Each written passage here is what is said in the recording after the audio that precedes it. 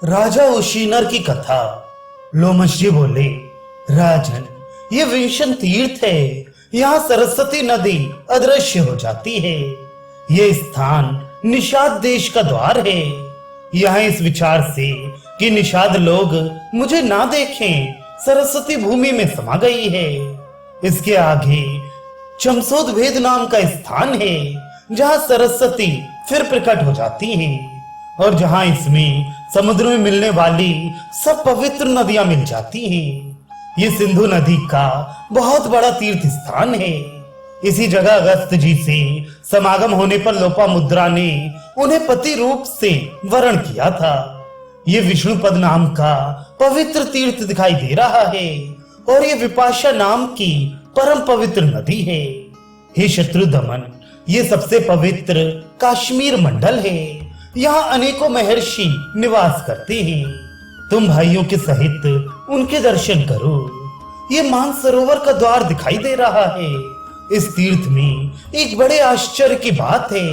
वह है कि जब एक युग पूरा होता है तो यहाँ श्री पार्वती जी और पार्षदों के सहित इच्छानुसार रूप धारण करने वाले श्री महादेव जी के दर्शन होते हैं। जितेंद्रिय और श्रद्धावान याजक लोग अपने परिवार के हित की कामना से इस सरोवर पर चैत्र मास में स्नान करके श्री महादेव जी का पूजन किया करते हैं। ये सामने उज्जानक तीर्थ है।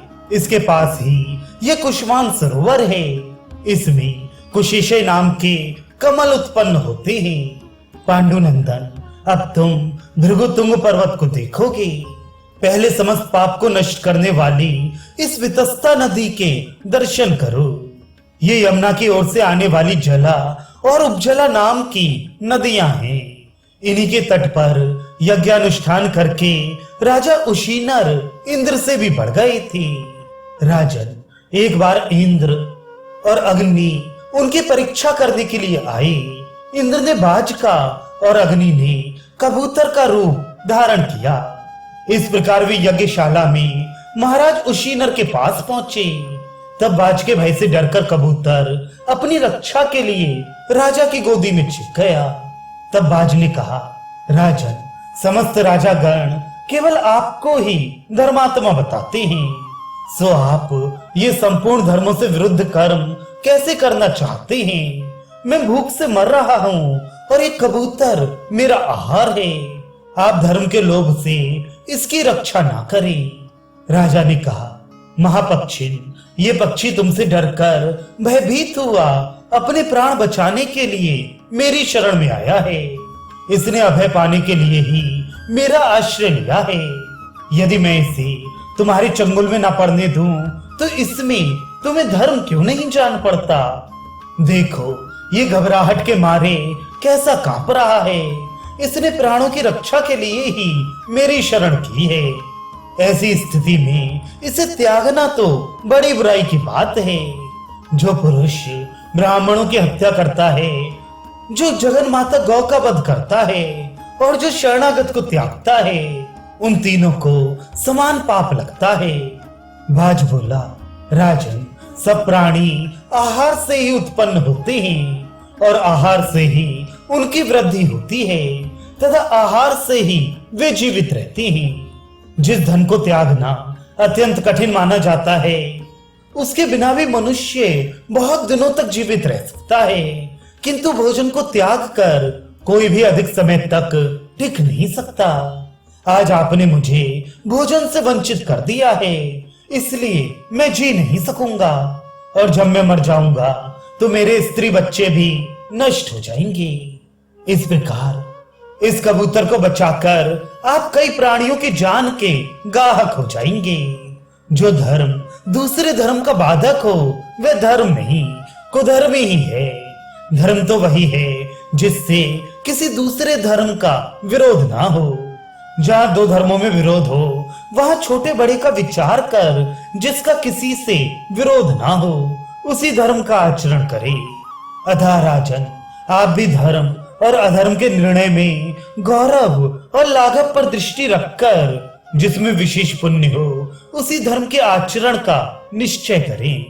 इस पर राजा ने कहा, पक्षी प्रवर, आप बहुत अच्छी बातें कर रहे हैं। क्या आप साक्षात पक्षीराज गरुण हैं? इसमें तो संदेह नहीं। आप धर्म के मर्म को अच्छी तरह समझते हैं।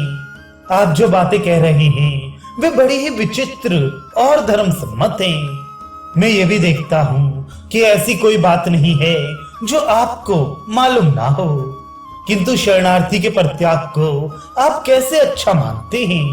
पक्षीवर, आपका ये सारा प्रयत्न आहार के लिए ही जान पड़ता है, सो आपको आहार तो इससे भी अधिक दिया जा सकता है।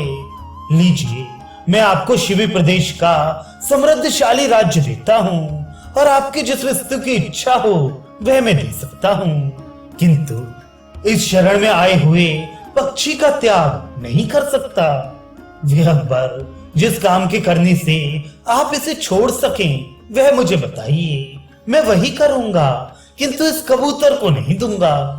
बाज बोला, निरपवर, यदि आपका इस कबूतर पर स्नेह है तो इसी के बराबर अपना मांस काट कर तराजू में रखिए। जब वह तौल में इस कबूतर के बराबर हो जाए तो वही मुझे दे दीजिए, उसी से मेरी तृप्ति हो जाएगी। लोमश जी कहते हैं, राजन, फिर परम धर्मज्ञ उशीनर ने अपना मांस काट कर तोलना आरंभ किया। दूसरे पलड़े में रखा हुआ कबूतर उनके मांस से भारी ही निकला, तो उन्होंने फिर अपना मांस काट कर रखा। इस प्रकार कई बार करने पर भी जब मांस कबूतर के बराबर ना हुआ तो वह स्वयं ही तराजू में बैठ गया। ये देखकर बाज बोला, हे धर्मज्ञ, मैं इंद्र हूँ और ये अग्निदेव हैं। हम आपकी धर्मनिष्ठा की परीक्षा लेने के लिए ही आपकी यज्ञशाला में आए थे।